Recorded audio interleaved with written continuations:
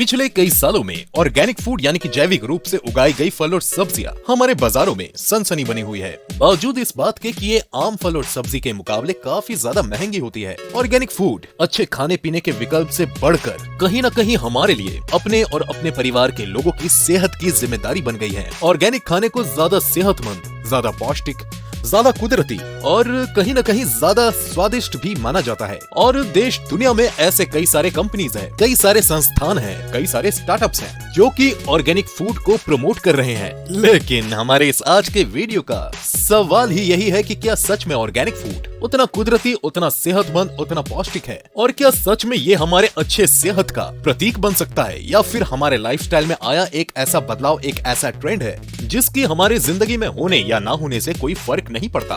तो चलिए दोस्तों, इस वीडियो को जल्दी से शुरू करते हैं।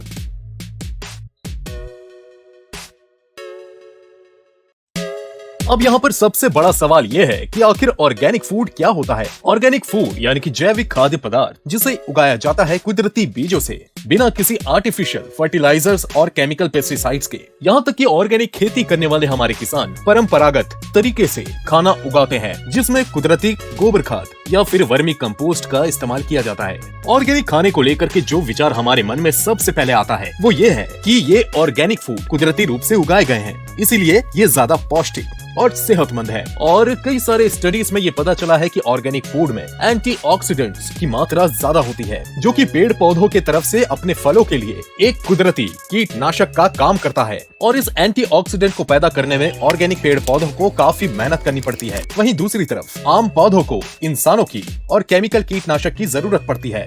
दूसरी बात ये भी है कि एंटीऑक्सीडेंट्स हमारे शरीर के लिए अच्छा माना जाता है, लेकिन हमें ये नहीं मालूम है कि एंटीऑक्सीडेंट हमारे शरीर में क्या और कैसे फायदे देता है, और हमें अपने खुराक में कितना ज्यादा एंटीऑक्सीडेंट लेना है जिससे हमें कुछ फायदा हो। सवाल नंबर 2 कि क्या सच में ऑर्गेनिक फूड न्यूट्रिशियस यानी कि पौष्टिक होते हैं? कुछ स्टडीज में ये बात पता चली है कि ऑर्गेनिक फूड्स में विटामिन सी और ओमेगा 3 फैटी एसिड्स की मात्रा इन ऑर्गेनिक फूड यानी कि साधारण फल और सब्जियों के मुकाबले ज्यादा होती है। लेकिन कुछ ऐसे भी स्टडीज हुए जिसमें ऑर्गेनिक और नॉन ऑर्गेनिक दोनों खानों के बीच में महज 19-20 का ही फासला है। तो इन सारे स्टडीज और साइंस को मद्देनजर रखते हुए हम इस नतीजे पे आ सकते हैं कि ऑर्गेनिक फूड के आ जाने से बहुत बड़े पैमाने में फायदा हो, ऐसा है नहीं।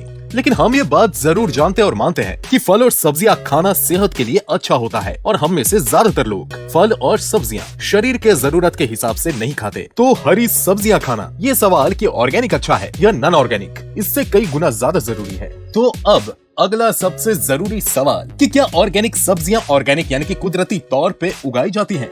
हम में से ज्यादातर लोग जो ऑर्गेनिक फूड्स खाते हैं वो इसलिए नहीं खाते कि ऑर्गेनिक फूड्स पौष्टिक होती है या फिर बहुत ज्यादा सेहतमंद होती है, बल्कि वो इसलिए खाते हैं कि ऑर्गेनिक फूड ज्यादा जहरीली नहीं होती।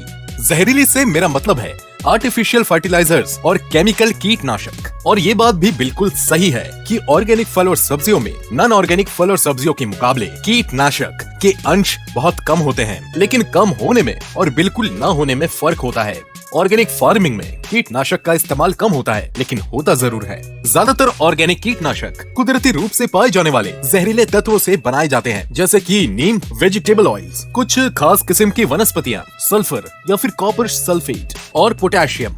लेकिन इन चीजों के अलावा भी कुछ सिंथेटिक केमिकल्स भी इस्तेमाल होते हैं। तो कुदरती और केमिकल से बनाई गई कीटनाशक में कितना फर्क होता है? देखा जाए तो कुछ भी नहीं, क्योंकि जहर तो जहर होता है, कुदरती हो या फिर बनाई गई।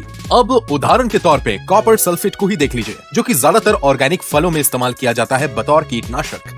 लेकिन ये चीज इस दुनिया के हर जीव जंतु के लिए बहुत ही ज्यादा घातक है, और सबसे ज्यादा इंसानों के लिए। अब ये बात भी आपके समझ में आनी बहुत जरूरी है कि कोई भी चीज कितनी जहरीली है, ये इस बात पे निर्भर करता है कि उस चीज में जहरीले तत्वों की मात्रा कितनी है और आपने उस चीज का कितना सेवन किया है। तो इसी बात पे जहर का कुदरती होना या आर्टिफिशियल होना फर्क नहीं करता।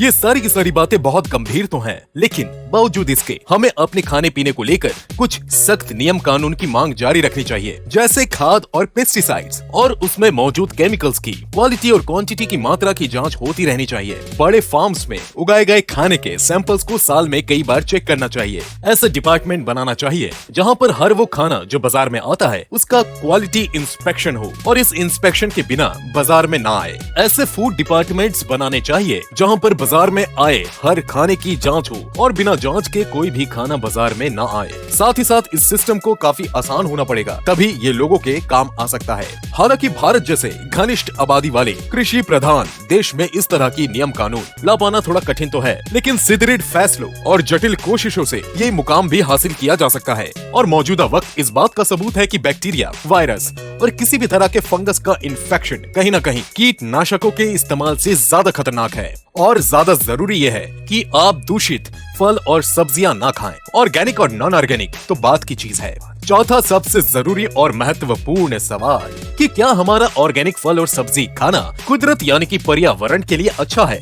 साल 2017 में एक रिसर्च हुई थी। उस रिसर्च में ऑर्गेनिक और नॉन ऑर्गेनिक दोनों तरह के फार्मिंग पे काफी गौर किया गया। ये रिसर्च काफी बड़ी थी और इस रिसर्च में मुख्य 4 बातों पे गौर किया गया कि कुदरत पे ग्रीन हाउस गैस यानी कि कार्बन डाइऑक्साइड, नाइट्रस ऑक्साइड और मीथेन का उत्सर्जन, ऊर्जा की खपत, जमीन का इस्तेमाल और जहरीले फर्टिलाइजर्स और केमिकल पेस्टिसाइड्स से होने वाले कुदरत को नुकसान। और इस रिसर्च से ये नतीजा निकलता है कि ऑर्गेनिक फार्मिंग में रेगुलर फार्मिंग के मुकाबले ज्यादा जमीन की जरूरत पड़ती है और इसी वजह से ऊर्जा और पानी का इस्तेमाल भी ज्यादा होता है। साथ ही साथ ज्यादा जमीन के इस्तेमाल होने की वजह से कार्बन डाइऑक्साइड जैसे ग्रीन हाउस गैस ज्यादा तादाद में पैदा होती है। वहीं दूसरी तरफ नॉन ऑर्गेनिक फार्मिंग में जहाँ पर जमीन का इस्तेमाल कम होता है और बिजली और पानी का खपत भी ठीक ठाक होता है, ज्यादा जमीन की जरूरत नहीं पड़ती। ग्रीन हाउस गैस के सृजन ऑर्गेनिक फार्मिंग से थोड़ी कम होती है, लेकिन इन ऑर्गेनिक फार्मिंग में केमिकल्स का जमकर इस्तेमाल होता है। नॉन ऑर्गेनिक फार्मिंग ओवरऑल कुदरत के लिए ज्यादा अच्छी है। अभी के वक्त में ऑर्गेनिक खेती का असर अंतर्राष्ट्रीय स्तर पर भी होने लगा है। हर गुजरते वक्त के साथ ऑर्गेनिक फूड की डिमांड अंतर्राष्ट्रीय बाजारों में बढ़ती जा रही है। अगर स्पेन का एग्जाम्पल लिया जाए, जो कि बहुत बड़ी तादाद में ऑर्गेनिक और नॉन ऑर्गेनिक फल और सब्जियां उगाता है और इसी वजह से स्पेन में ऊर्जा की खपत काफी होती है, ग्रीन हाउस गैस का सृजन भी बहुत होता है।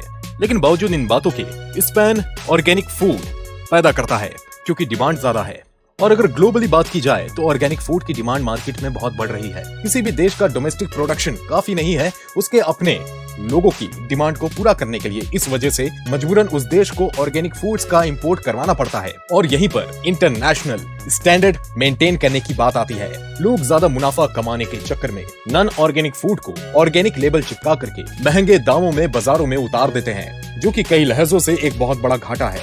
अभी के मौजूदा वक्त में ऑर्गेनिक महज खेती का एक तरीका नहीं है, बल्कि हमारे लिए एक फैसला है, फैसला जिम्मेदारी का। ऑर्गेनिक फूड खरीदना हमें नैतिक और सही लगता है और लोग जो हैं अपने परिवार के लिए, अपने बच्चों के लिए, साथ ही साथ कहीं ना कहीं प्रकृति और पर्यावरण के लिए सही फैसला लेना चाहते हैं। कहीं ना कहीं हमारा ये सोचना कि ऑर्गेनिक अच्छा है या इनऑर्गेनिक उतना भी बेमतलब नहीं है। ऑर्गेनिक हो या इनऑर्गेनिक दोनों लगभग एक जैसे हैं, दोनों में कमियां हैं, दोनों में खूबियां हैं। इसी वजह से ज्यादा सेहतमंद और पौष्टिक खाना पैदा करने का एक तरीका ऑर्गेनिक और नॉन ऑर्गेनिक के बीच में है। हमें एक तीसरे विकल्प की तलाश है जहाँ पर ऑर्गेनिक और नॉन ऑर्गेनिक दोनों को मिला करके एक तीसरा तरीका निकाला जाए जिसमें सभी का नुकसान कम और फायदा ज्यादा हो। और इस वीडियो की आखिरी बात कि आपको किस तरह का खाना खाना है, ये आपके ऊपर निर्भर करता है कि आप अपने खाने से क्या उम्मीद करते हैं। अगर आपको स्वस्थ रहना है तो ज्यादा से ज्यादा फल और सब्जियों का सेवन करें। इस बात का कोई मतलब नहीं है कि आप ऑर्गेनिक खाना इसलिए खाते हैं कि आप सेहतमंद रहें, लेकिन साथ में आप तंबाकू,